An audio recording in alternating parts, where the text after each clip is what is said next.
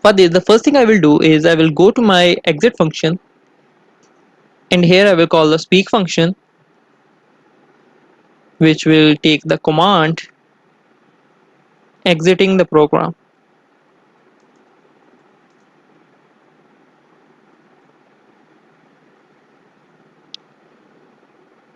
And the next thing it will do is I want it to turn off the light whether it is turned on or not.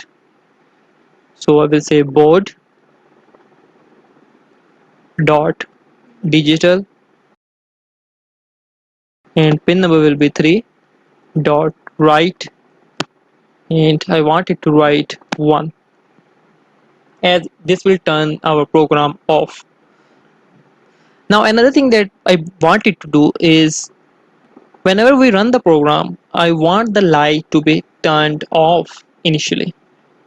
So for this I will go here before the wish me function, and here I will say board dot digital, and pin number will be 3, and the next thing I will do is digital dot write, and I will write it a value of 1.